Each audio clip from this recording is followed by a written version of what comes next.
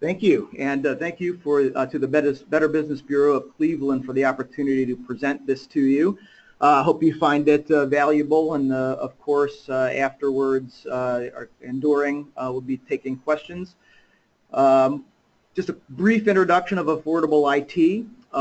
We are a IT services company catering to three major categories: cloud computing, managed services, which is the remote support of all your workstations and file servers, as well as disaster recovery and business continuity, which we'll talk a little bit more about.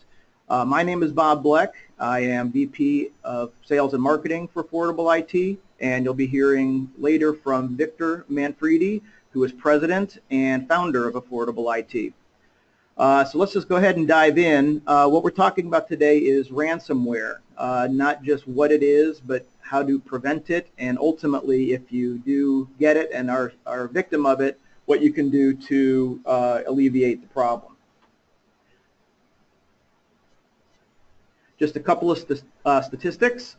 It's a bigger problem than maybe a lot of people realize, and the good thing about having a presentation with you guys today is it hasn't proliferated to the point of virus status. However, that's where it's going.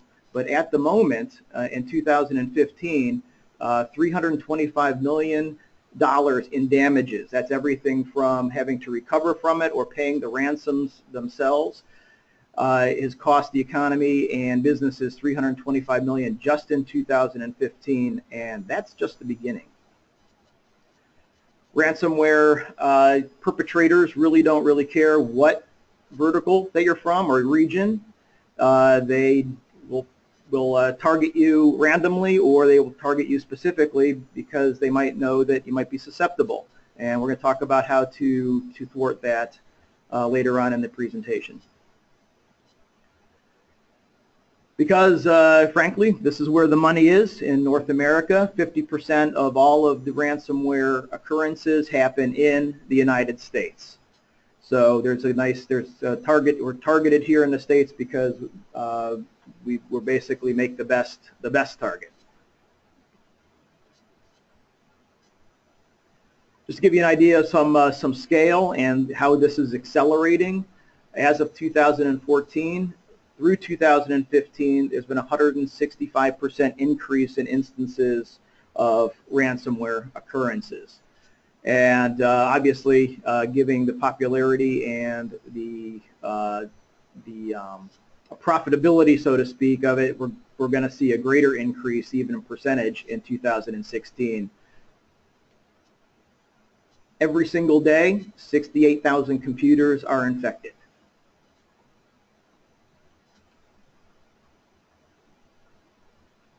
I'm sorry, it's 5,700 per day, 68,000 per month are infected, which adds up really quickly. You don't want to be one of those. Four of the most common ones by name are on the screen here.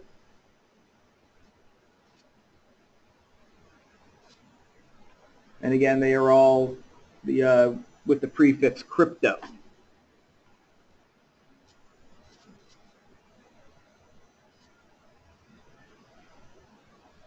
This page indicates some of the things that I've already talked about, but there are some quick things, some quick tips to protect against ransomware.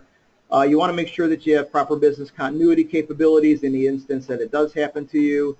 You want to prevent it with antivirus, and you just want to make sure that there's an educational process, which we'll go over a little bit further shortly here, in order to prevent getting them in the first place.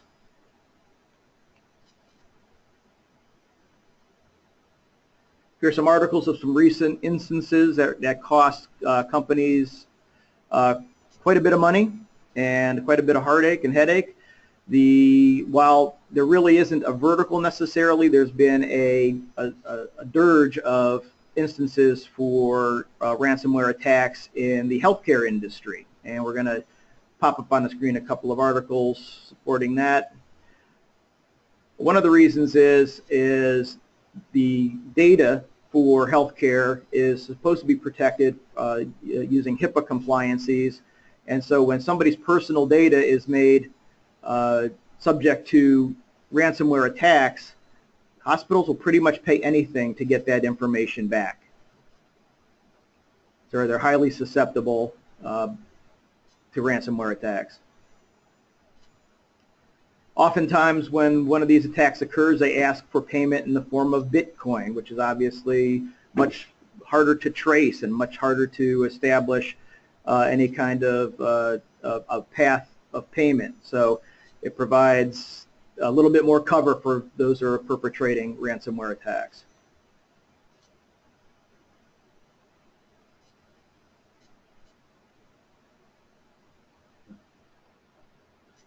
Yeah, this underlying part here is really important, and we'll talk a little bit about more later, but it's a simple case of a member of staff clicking on a malicious link or attachment in an email. A lot of times these ransomware attacks look like an innocuous and simple and innocent click-through for the end user, but they hold the encrypted application that executes the ransomware instance. You can get it through email, you can get it through click-throughs. This is just another example of how ransomware can find its way to your desktop.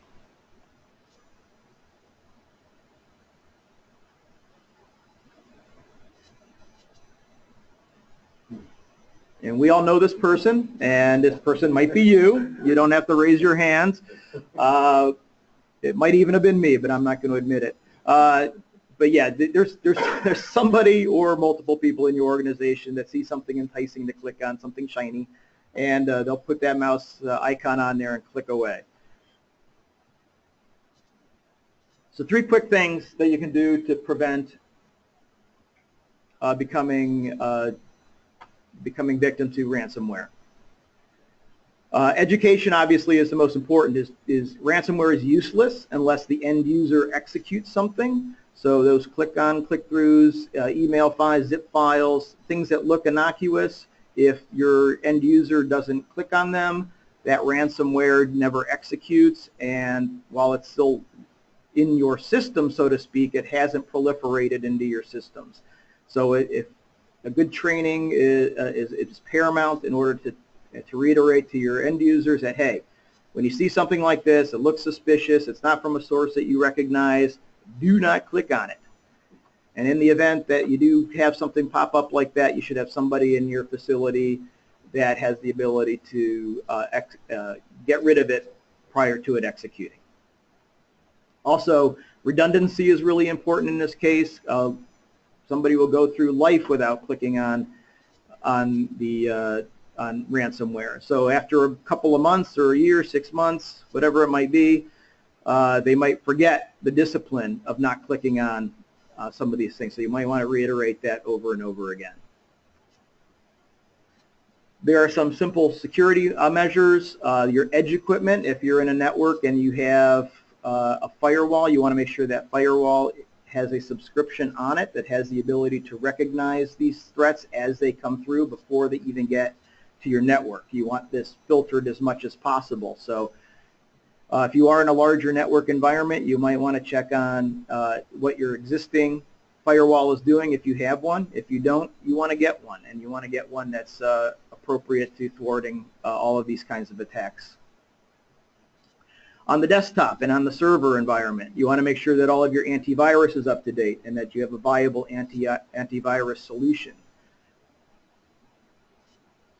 So if it does get through the network and then it gets to your desktop, there's still another layer of protection available to you.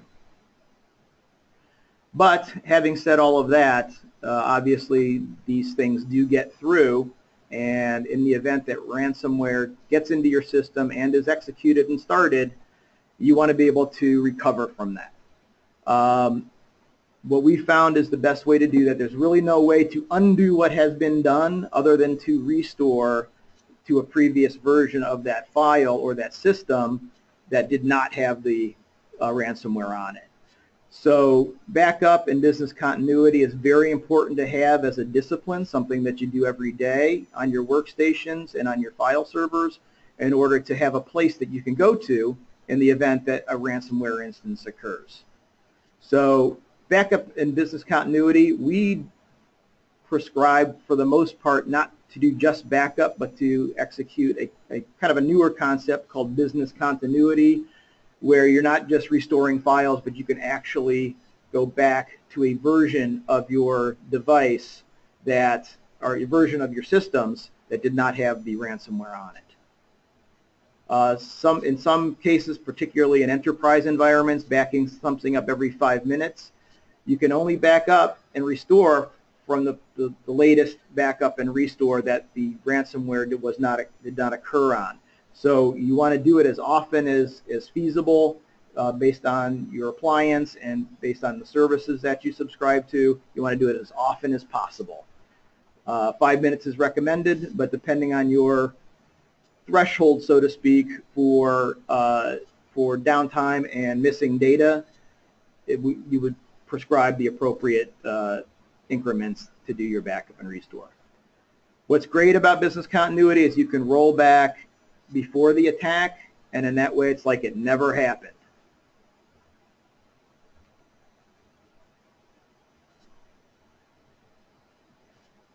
Ransomware is a lot like what we used to know about viruses. They are constantly evolving. This is not a natural occurrence.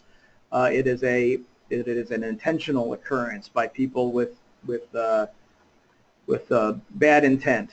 Cyber criminals adapt to the code, so every time we put something in front of them, they find a way to get around it. So we have to be diligent. Also, just avoiding detection. They have ways of getting around the methodologies that we're using to secure our systems. They find new techniques and new avenues in which to inject the ransomware code into your environment. So the business continuity part of it provides a safety net. You can get back to where you were prior to when the instance took place, like it never happened, and also eliminate the downtime that can be associated with having to do a full recovery. So in the instance of when you get ransomware, you want to stop the proliferation of it, so you might have to shut down your network, which creates downtime. If you can get back to a place before the ransomware instance occurred, you can be up and running in the increment that you've done your restore.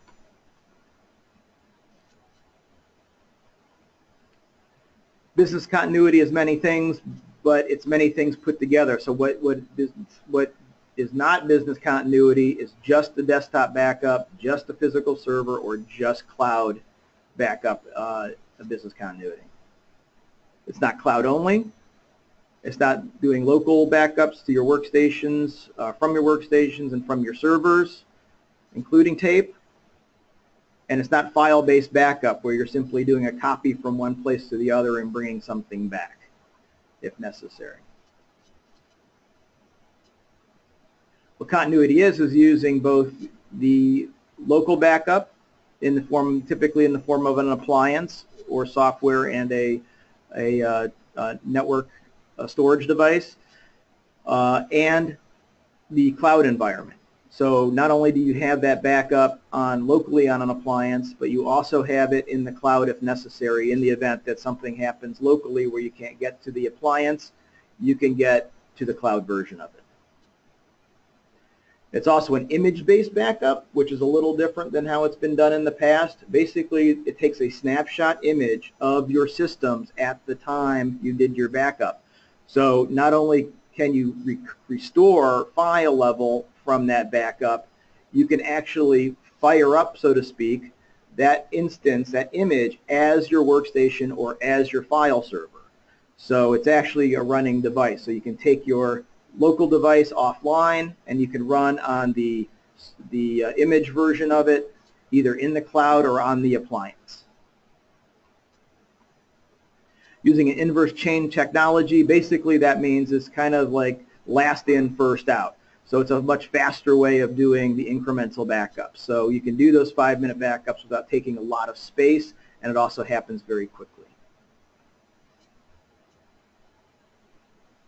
Instant virtualization is what I talked about previously, where you can actually take that image of your device and turn it into your workstation either on the cloud or on your local appliance, and that goes for servers as well. That's database servers, application servers, et cetera, et cetera. So your entire enterprise can be protected. And we talked about this a little bit in the previous slides, but it eliminates basically downtime. So in the event that you would have to do a bare metal restore of some sort from a previous version, you are still running in the background. So are you still running the latest virtual image of your device? So downtime is virtually eliminated.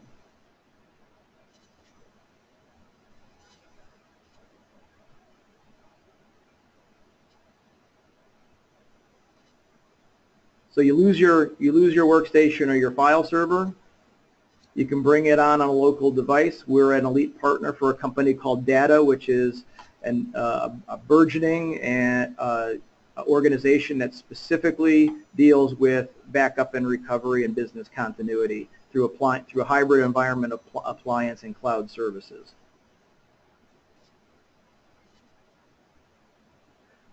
So basically what this is illustrating is that the device that on the left that was X'd out and no longer available to you, the image of that device is now available to you on that Data appliance. And you're up and running and virtually eliminated downtime.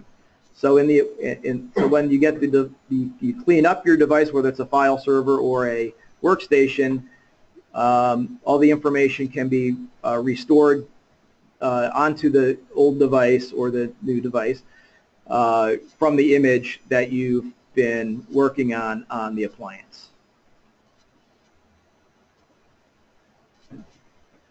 All right, I'm now going to pass it on to President and Founder of Affordable IT, Victor Manfredi.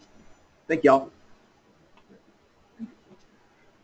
Well, thanks again, everybody, for showing up. We appreciate it. As Bob said, my name is Vic Manfredi. Oh, that's okay.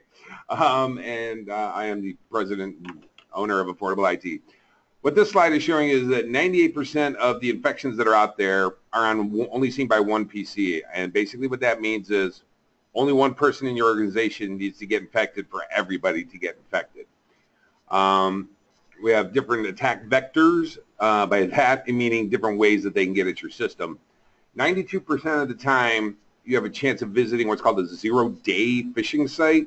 What zero-day means is it's just a fancy computer term to say it's never been seen by the people that can protect you from viruses. So in other words, they keep coming out with new ways to get at you, and there are people like the malware bites, et cetera, those kind of things. It's a zero-day. They can't include it in their software because they don't even know it exists yet. That's what a zero-day site is. Another way to get at you is through social engineering phishing, okay? Now, we've all seen this right here where it says, please upgrade your version of Adobe Reader. Well, sometimes if it looks like that, what you see on the screen, probably shouldn't click on that, because if it doesn't look like it's officially from Adobe, you don't want to do that. And then these things like where it says notice to appear and mysterious zip files that happen to appear on your computer from official looking places, you do not want to open those, okay?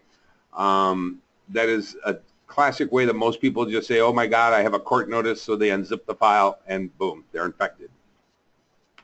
Well, another thing that they'll do to get at you is called a macro infection.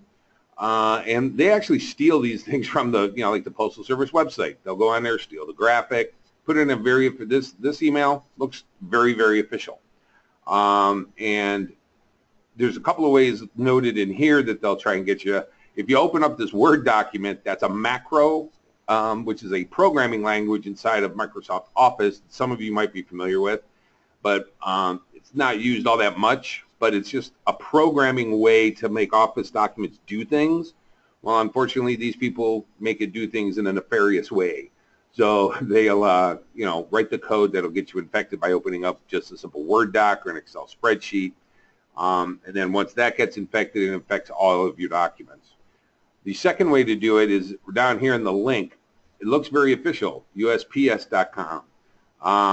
But if you actually hover over it in a real email, you'll be able to see where it's going to actually take you. So take a second before you click on any link in your emails. If you don't know where it comes from or if it's a little suspicious, you can cut down on a lot of these kind of attacks if you just hover over the link for a second and read what pops up.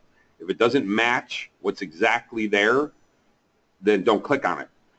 You also have to be aware, another technique that they use is they'll very subtly misspell things in the URL. Like they may switch this and it may say USSP. Now, our brains don't read letters, they read words. So that's one of the ways they do that. So you have to make sure that you're very, very conscious of that. You just kind of look at it and go, oh, that's USPS, when it's actually USSP. So you just got to be careful of that. This is a macro infection right here. This is some of the code for all you geeky people out there. But basically what it means is it's going to open up and download from this type of site, and it's going to load this into this path where it says users, public documents. Well, and some people think, well, I don't have, I don't save things to my documents. I save them in different, doesn't matter. This directory structure where it says users, public documents is on everybody's computer when you have Windows. It's installed by default. It's just there. It's one of the ways they take advantage of the convenience of document sharing. These people do that. So that path is always there. So then it downloads a CRSS.exe type file, whatever the file name might be, and it uses Windows to run the file. And that's what a macro will do. And up here you'll see security warning when you open your Word docs, that kind of thing. If you click that enable content, that's another way that it'll execute the file. Fortunately, most times often than not, when Office gets installed, the security warning does pop up because macros are disabled by default in the install. But if you use them in your daily work, sometimes you'll say, oh, well, it's a pain kind of to be able to have to click this to be able to use it. Put up with the second it takes you to click the button. Trust me, it's worth it. You don't want to go ahead and disable that feature just to make it a little bit easier when you could actually get infected by not having that security in place. These slides here are more of a geeky, techie kind of a thing, but just real quick, this is the Angler and BDEP exploit kits. This is the software that they use. Criminals are using Angler to generate $3 million a month, almost exclusively from ransomware. That's a lot of money. Another new one is called malvertising. That's relatively new. And what they do is they embed the code in regular looking ads, and they actually buy advertising space on normal sites. Fox.com has been infected. There's been a bunch of them. PhotoBucket got infected, but the site wasn't infected. It was an ad. And you see something like this and go, wow, look at that. That's a great suit. I'm going to click on that. Well, when you do, you're going to get infected. So you got to actually kind of watch what you're doing. Again, hovering over the link, hovering over the image, that will help you, kind of get, find out if that's where you're supposed to be going. If it doesn't look like it's Joseph Clothier's, you probably shouldn't click on it. But that's a new way that they'll get to you. These things are variants of the original CryptoWall. I'm sure you all heard of that. But now these guys that do nothing but sit in their mother's basement and come up with ways to get your money, they keep doing these variants. And that's how they stay ahead of the curve. You have 200 different extensions on Windows files that you can use to exploit different things to get into your system. Polymorphic payloads. That sounds very techy, doesn't it? All that means is that it's different ways to deliver the payload. In other words, they're always coming up with new ways to do that. I'm sure we've all seen this. This is different examples of what CryptoLocker looks like. When you can do this kind of thing, and this also shows the kind of people they are, because it says your files have been safely encrypted on this PC. It's like they're doing a service. That's the kind of sense of humor these people have. They think it's funny to take and steal your money. So they are very unscrupulous, and they'll stop at nothing to get your money. So CryptoWall 4, that's the newest one. Usually it's an email attachment. The default payment is $700. they randomize the file names now, so you don't even know which file it is when they encrypt it. So sometimes, because you could say, oh, okay, well, that's that one file, and you could search in your files and have a backup of that one particular file that you desperately need. Now they just they give you randomized file names, so you know so you can't even tell which files are encrypted. And this one here, you're going to see this one. This is fun. Welcomes you to the CryptoWall community. Right here. By clicking on this, somebody got infected. Here's my resume. Well, if you're not expecting a resume, you probably shouldn't open the zip file. That's probably a good thing. But it has here, you have become a part of a large community CryptoWall. I mean, this is exactly what they do. And then, like here, together, we make the internet a better and safer place. This is some of the other examples of things you'll see. What they'll do here is, this is a countdown to when your files will be permanently encrypted so that you can never get them back. And that's usually a time limit where they destroy your decryption key. Locky's a relatively new one. It comes through Office macros again, and it gives you a 16-character name, okay, and it actually tracks your data, okay. So you, again, can't tell what your file is, what the name of it is, what the extension is now, because they put .locky after it. At least they won't encrypt your files in your app data folder. At least that's nice. They do give you a little bit of slack there. But you know, this is kind of the thing that shows up. It embeds itself in the registry of your computer, so it's very hard to remove manually. It can be done, but it's very costly for guys like us to come in and do that because it's time. It takes a lot of time to actually do. Crypt XXX. They had the one with the big FBI seal on it that started this whole thing, kind of. They use malvertising and hacked websites is the only way to get it, but they're down to $500 instead of $700, which is, you know, kind of nice. This one here will also try and steal your credentials. So it's not only just locking up your files, but it'll send information back to that person so that they have your information. And right here, they'll actually translate it if English isn't your primary language. I mean, this is how brazen they are. Like, here's a translation of our threat to you.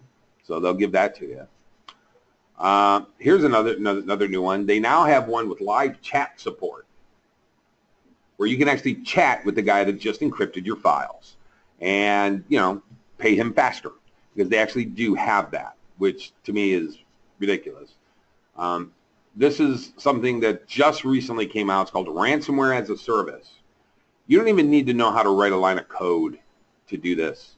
You just basically pop in information into a series of boxes and hit create. And the author of the page that creates it takes a 30% cut of all successful ransoms. This is what it looks like. Now, you can't get to this unless you're on the dark web, which is an actual real place. But, you know, normal people can't get to it, like you and I. You have to have a different type of router and proxy servers and all this kind of stuff. But people that are into that can get to this. And really, you can just fill in these blanks. How many installs? How many lock screens? How much Bitcoin do you want to ask for? Do you want to fully lock the computer? Do you want to show the lock screen before encrypting? You know, it's all these features that they want to do. And you fill in all this information, you hit generate, and this guy sends you the file to do it. And this is what the final version looks like. Final destruction in 6 days. In other words, if you don't pay them in 6 days, they get rid of your encryption key. And even if you do pay them, a lot of these times, they won't send you the decryption key. They'll just take your money, and you'll never hear from them again. There's no way you can guarantee you're going to get your files unencrypted, you know. And for those of you out there using Macs thinking that you're safe, you're not. Macs now are vulnerable. They have started developing viruses and malware and that type of thing for Macs. So here's a quick guide to stopping ransomware. 5 easy tips for you to follow. Deploy a reputable multi-layered endpoint security. That's geek speak for have a good firewall, basically. To make sure that it's looking at, you know, controls your outbound traffic, your inbound traffic, protects system settings, and it stops phishing attacks by kind of filtering your email. Your email's got to come through there. It has different filters and different software on it that will scan this information as it's coming into your system to stop it before it even gets there. Like Bob was saying, deploy backup and business continuity and recovery software. That's really the easiest way to do it. If there is an infection, it says here that the only recourse is to recover the data and minimize the downtime. So there's a lot of different ones, cloud-based or on-premises, that'll help you recover from this. Like Bob said, we use Datto in our company exclusively. We are an elite level dealer with them. We talked about this already, disabling macros and Autorun in your systems because they depend on that. The ease and the convenience of different features of computers, sometimes they take advantage of that. It makes our life easier, but it also can, you know, make things a lot harder if you do get something that does take advantage of that. You know, so an extra button click is kind of worth it sometimes if it's not something that you actually need, like we were talking about with the macros. Creating strong policies. If you're on a network, it's easier to do with the server, but you can also do it on your, on your local PCs by using shadow copy. Now, some versions of the CryptoLocker will actually delete shadow copy, and shadow copy is kind of like a virtual snapshot of your system that lets you restore. It's built into Windows. One, you have to turn it on and configure it and that type of thing, which isn't always done inside of Windows. But if you have done it, most of these ransomware ones delete those backups so you don't have access to them. Or I was talking with somebody just this morning that they got the type of ransomware and they went to go do a system restore, which is another one. It's like, oh, I'll just boot into safe mode, do a system restore. Well, you know, most of these ransomwares will create a system restore point on your system, so when you go back there and it won't work. So you have to keep going back, and a lot of times they'll remove the good system restore points that you already have to prevent you from doing that. Okay, the main one is to educate your users. Okay, users are often the weakest link. I know everybody thinks, oh, I'm safe, I don't do that, I never do that. Well, everybody does. I've done it. I've been infected, and I own an IT company. How about that? I've been infected actually twice with ransomware because I've clicked on things I shouldn't have. And I will be the first to admit it. But in your business, it's a good idea to not only have a written policy, but some of these things that we've talked about today about, you know, how to spot links, that kind of thing, but to go over it on a consistent basis at least once a quarter. Because, you know, when you hire somebody, you go through the new hire package, you have them sign a little thing saying, yes, I've read this. 6 months goes by, they forget, and they're all comfortable. They're getting an email from Aunt Edna, hey, look at these cute kitties. And, you know, well, unfortunately, the kitties aren't so cute. So, you know, that kind of thing happens. So you just got to make sure that you go through this with your employees on a more regular basis than just when you hire them. At this time, we're just going to be opening up the questions. Bring that open. If you have any, anybody have any, you can just type in the box there. And we'll try to answer them. But like you said, if you don't have any right now, be happy to answer them later by just responding to your invite to this, and they'll pass the information along to us, and we'll just see if we have anybody. Nope.